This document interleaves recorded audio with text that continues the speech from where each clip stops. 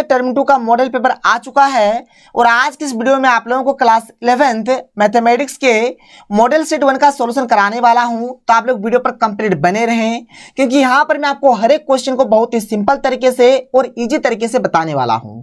अगर आप लोग हमारे चैनल पर पहली बार आए हैं तो चैनल को सब्सक्राइब करने के साथ साथ बेल का आइकन को प्रेस कर दीजिए क्योंकि आपका जितना भी मॉडल पेपर आया हुआ है हर एक मॉडल पेपर का कंप्लीट सॉल्यूशन आप लोगों को इसी चैनल में मिल जाएगा। तो चलिए एक एक करके हर एक चीज को देख लेते हैं। देखिए यहाँ पर क्लास 11th का जो मैथमेटिक्स है इसमें टोटल मिलाकर 3 सेक्शन है। एक है हमारा सेक्शन ए, एक है सेक्शन बी और एक है सेक्शन सी। तो हमारा ये जो आज का वीडियो है इस वीडियो में यहाँ पर मैं आपको केवल सेक्शन ए का कंप्लीट सॉल्यूशन देने वाला हूँ। और देखिए यहाँ पर कुछ रूल रेगुलेशन यानी कि कुछ नियम कानून है। यहाँ पर हर एक चीज को आप लोग सबसे पहले समझ लीजिए कि किस प्रकार से यहाँ पर क्या नियम है, ठीक है, जो बहुत ही इंपॉर्टेंट होगा आप लोगों के लिए। जैसे आप लोग देख सकते हैं यहाँ पर सामान्य निर्देश दिया गया है। यहाँ पर मैं आपको हर एक चीज को समझा देता हूं। देखिए यहाँ पर टोटल मिलाकर 19 क्वेश्चंस है। टोटल यहाँ पर 19 क्वेश्चंस है, ठीक है। अब देखिए सबसे पहले हमें मिलेगा सेक्शन ए, ठीक है। जो सेक्शन ए है हमारा, सेक्शन ए है हमारा अति लघु उत्तरीय प्रश्न और यहाँ पर टोटल मिलाकर 7 प्रश्न रहेगा, ठीक है। टोटल 7 क्वेश्चन है और 7 में से मात्र हमें 5 ही क्वेश्चन का उत्तर देना है। लेकिन यहाँ पर मैं आपको हर एक क्वेश्चन का आंसर बताऊंगा। फिर आगे हमें मिलेगा सेक्शन बी। जो हमारा सेक्शन बी है ये हमारा लघु उत्तरीय प्रश्न है, ठीक है। यहाँ पर भी हमें टोटल मिलाकर 7 क्वेश्चंस दिए गए हैं और 7 में से मात्र हमें 5 क्वेश्चंस का उत्तर देना है, ठीक है। तो यहाँ पर मैं आपको हर एक क्वेश्चन का सॉल्यूशन बताऊंगा, टेंशन नहीं लेना है। और जो हमारा सेक्शन सी है ना, जो सेक्शन सी है ये हमारा क्या है, दीर्घ उत्तरीय प्रश्न है। दीर्घ उत्तरीय प्रश्न है और यहाँ पर टोटल मिलाकर 5 क्वेश्चन पूछा जाएगा और 5 में से मात्र हमें 3 ही क्वेश्चन का उत्तर देना है। और यहाँ पर देख लीजिए यहाँ पर ये जो सेक्शन ए वाला रहेगा यहाँ पर एक क्वेश्चन हमारा 2 अंक का रहेगा, यानी कि 2 मार्क्स का रहने वाला है। जो हमारे सेक्शन बी है यहाँ पर एक क्वेश्चन जो हमारा होगा ये 3 मार्क्स का होगा। जो सेक्शन सी होगा ये हमारा एक क्वेश्चन कितना नंबर का होगा, तो 5 नंबर का होगा। आप लोग हर एक चीज को इसको समझ लीजिए जो कि बहुत ही इंपॉर्टेंट है। हर एक सेट में ये सामान्य निर्देश यानी कि जनरल इंस्ट्रक्शंस दिए हुए रहेंगे। तो एक बार समझ लीजिए आप लोगों का बेड़ा पार हो जाएगा। तो चलिए एक एक करके हम लोग हर एक क्वेश्चन को देख लेते हैं। तो देखिए हमारे पास जो सबसे पहला क्वेश्चन है, क्वेश्चन नंबर 1 यहाँ पर आप लोग देख सकते हैं और ये हमारा सेक्शन ए का क्वेश्चन है। देखिए यहाँ पर क्वेश्चन नंबर 1 में साफ साफ दिया गया कि यहाँ पर हमें x का वैल्यू फाइंड करना है। अगर आप लोग इस क्वेश्चन को ध्यान से देखेंगे तो यहाँ पर आपको एक सिंबल देखने को मिलेगा जिसका आप लोग देख सकते हैं। देखिए यहाँ पर भी है, यहाँ पर भी है और यहाँ पर भी है। क्या है, तो एक डंडी है और इसके नीचे एक बिंदु है। इसका माने होता है फैक्टोरियल। इसका माने क्या होता है, फैक्टोरियल। तो सबसे पहले आप लोग फैक्टोरियल के बारे में जान लीजिए कि फैक्टोरियल का मतलब क्या होता है।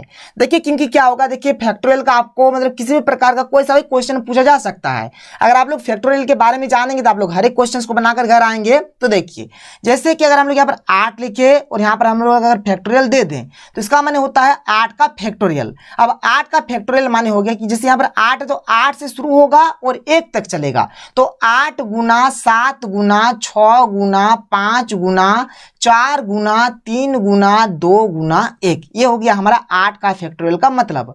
अगर बात करें हम लोग, अगर हम लोग 7 का फैक्टोरियल का, तो 7 का फैक्टोरियल देख लीजिए, जैसे 7 है तो 7 से शुरू होगा और ये 1 तक चलेगा। तो 7 गुना 6 गुना 5 गुना 4 गुना 3 गुना 2 गुना 1, ये हो गया 7 का फैक्टोरियल। अगर बात करें 6 का फैक्टोरियल का तो ये हो जाएगा 6 गुना 5 गुना 4 गुना 3 गुना 2 गुना 1। बात क्लियर, कोई दिक्कत नहीं है। अब देखिए 8 का जो फैक्टोरियल है इसको हम लोग ऐसे भी लिख सकते हैं। जैसे 8 का फैक्टोरियल है तो यहाँ पर हम लोग 8 लिख सकते हैं और यहाँ पर हम लोग 7 का फैक्टोरियल लिख सकते हैं। 8 के फैक्टोरियल का हम लोग ऐसे भी लिख सकते हैं। देखिए 8 गुना 7 गुना 6 का फैक्टोरियल लिख सकते हैं।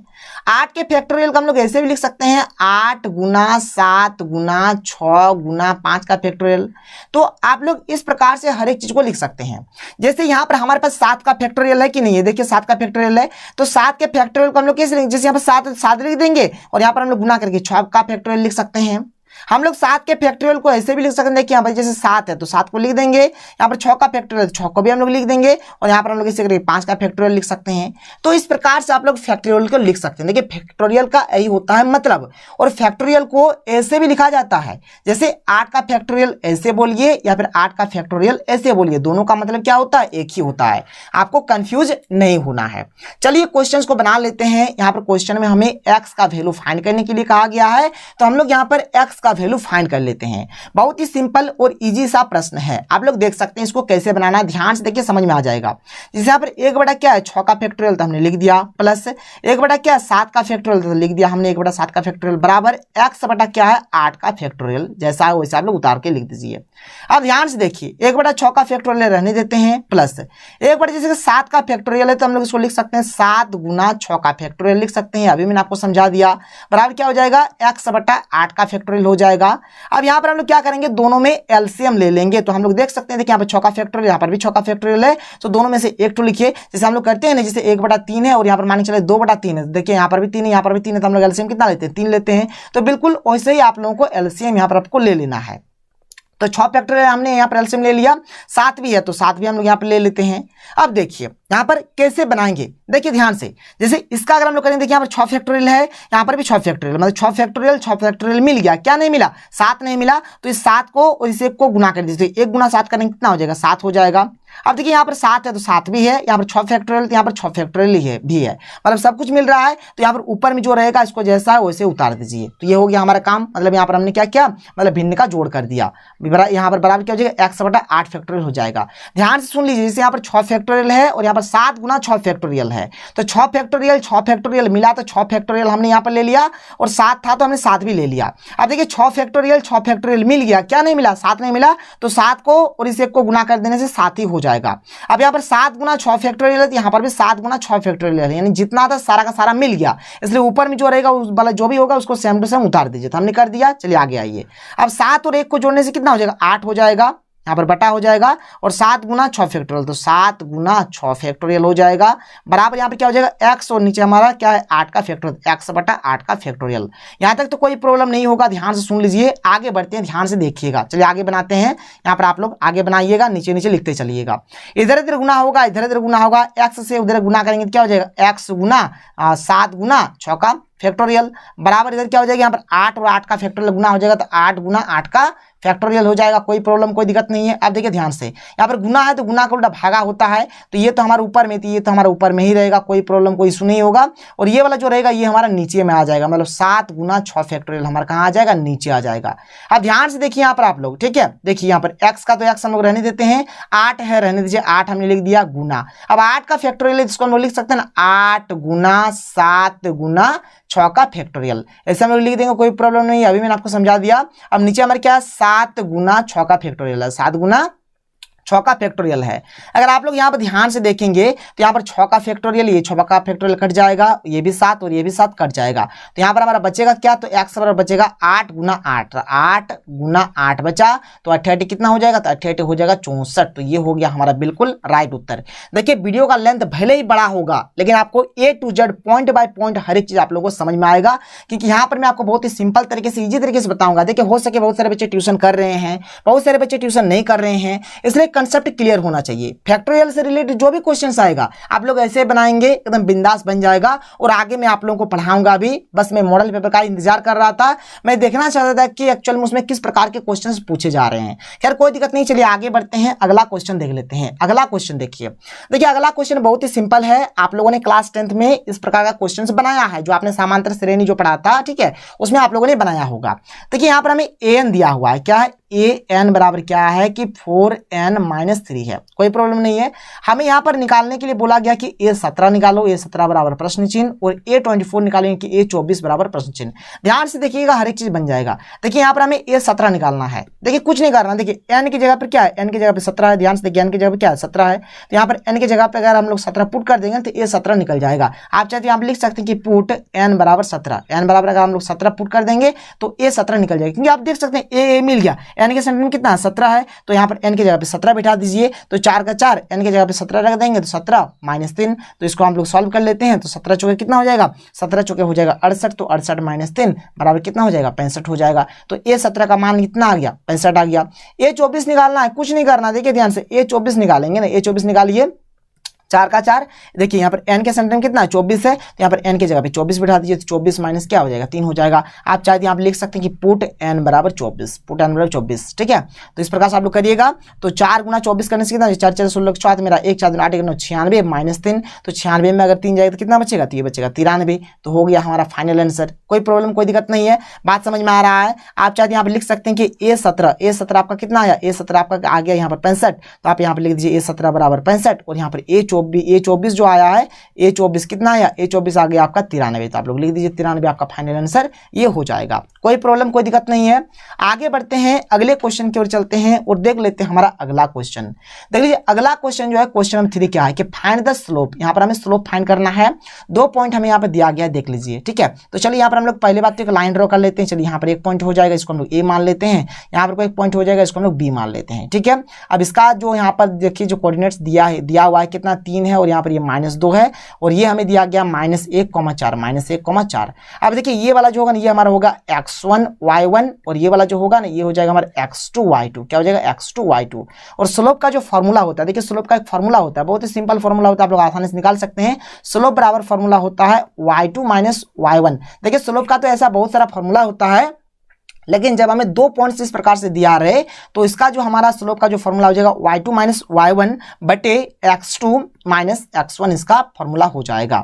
तो चलिए y2 माइनस y1 पुट करते हैं, तो y2 कितना, y2 है 4, तो 4 लिखेंगे, माइनस y1 कितना, y1 है -2, यहाँ पर लिख देंगे -2 बटे में क्या x2 माइनस x1, तो x2 कितना है, x2 है -1, तो -1 लिख देंगे, माइनस x1 कितना है, x1 है 3, तो 3 लिख देंगे। कोई प्रॉब्लम कोई दिक्कत नहीं है। अब 4 का 4, अब देखिए माइनस माइनस क्या हो जाएगा, प्लस हो जाएगा, +2 हो जाएगा, और यहाँ पर -1 और -3 करेंगे कितना हो जाएगा, -4 हो जाएगा। तो 4 और 2 को जोड़ने से 6 हो गया, नीचे हमारा -4 हो गया। इसको काट सकते हैं आप लोग, देख लीजिए, इसको काट दीजिए, 2 का पड़ा में तो 2 दूनी 4 और 2 तिये 6, यानी कि -3/2। इसका स्लोप कितना आ गया, -3/2। तो हम लोग यहाँ पे लिख सकते हैं कि स्लोप इक्वल टू, ठीक है, स्लोप इक्वल टू कितना आ गया, -3/2। ये हो गया इसका फाइनल आंसर। इसी प्रकार से आप लोगों को क्वेश्चंस को बनाना है, क्वेश्चंस को देखिए समझिए, और आप लोग ऐसे क्वेश्चंस को बना सकते हैं खुद से भी।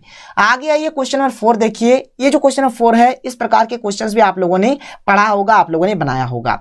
देखिए बात बहुत ही सिंपल है कि फाइंड ए पॉइंट, हमें यहाँ पे एक पॉइंट फाइंड करना है जो कि हमारा एक्स एक्सिस पर हो, ठीक है, एक्स एक्सिस पर हमें यहाँ पर एक पॉइंट फाइंड करना है।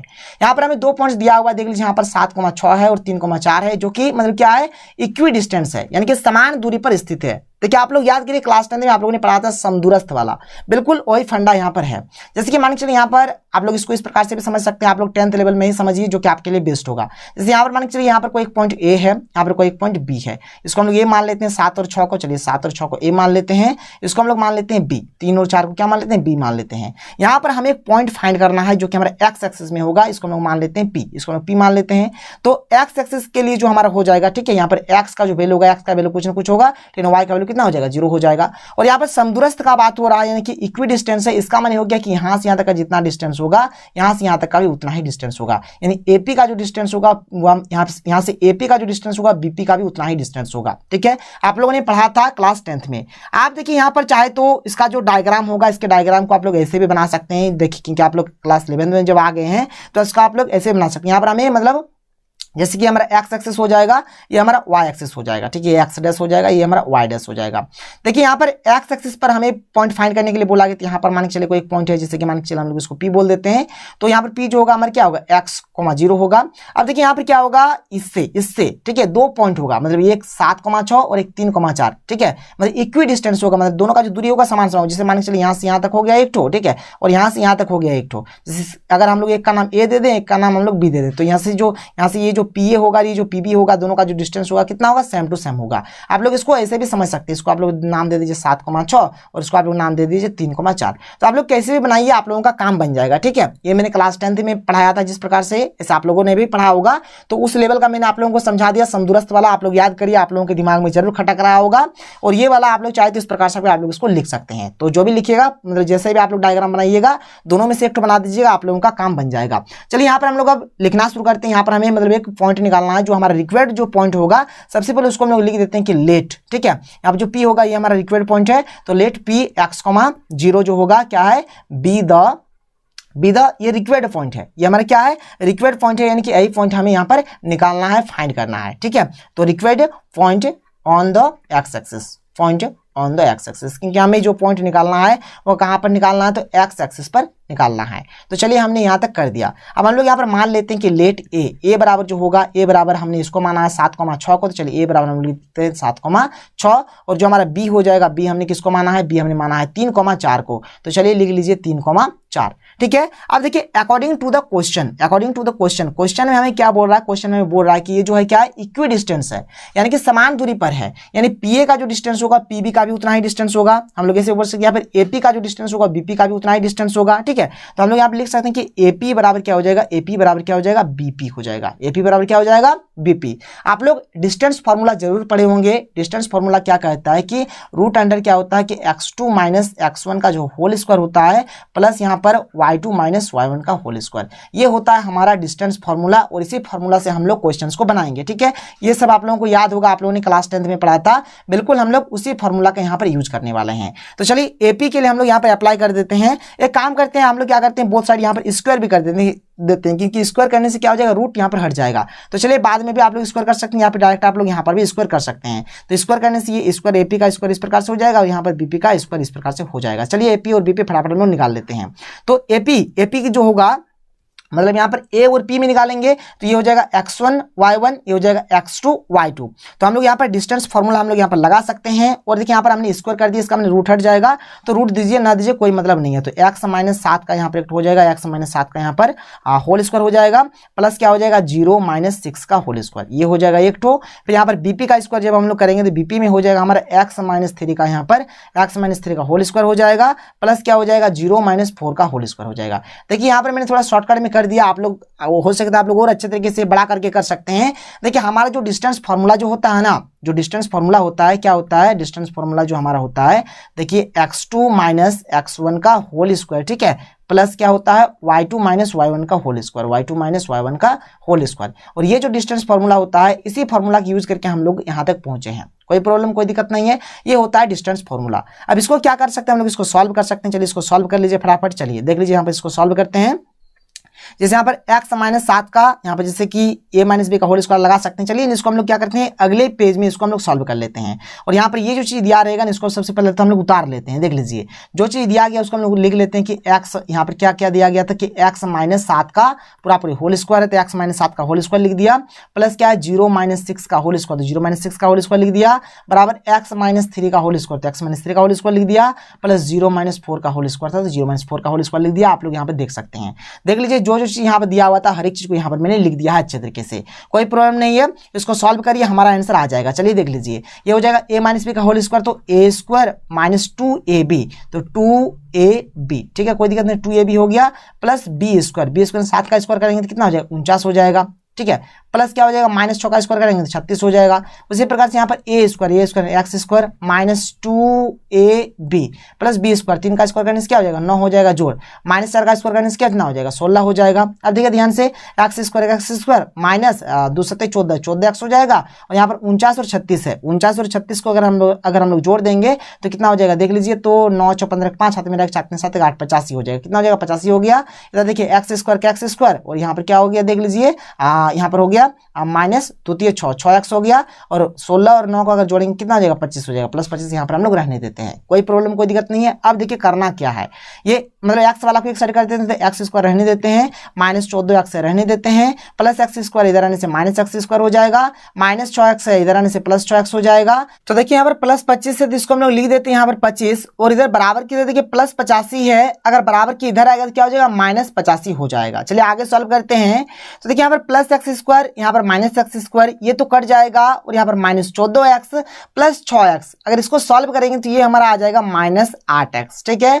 और अगर हम लोग सॉल्व करेंगे तो ये हो जाएगा हमारा माइनस 60 हो जाएगा। अब देखिए यहाँ पे क्या हो जाएगा एक्स बराबर हो जाएगा माइनस 60 बटा माइनस 8। चलिए इसको हम लोग बना लेते हैं और देख लेते हैं कि फाइनल हमारा क्या आता है आंसर। यहाँ पर तो माइनस माइनस कट जाएगा, 4 का हम कटेगा तो 4 दूनी 8 हो जाएगा, और यहाँ पर 15 चौके 60 हो जाएगा, तो कितना आया 15/2 आया, कितना आया 15/2, यानी यहाँ पर एक्स का जो मान हमारा आ गया कितना आया 15/2।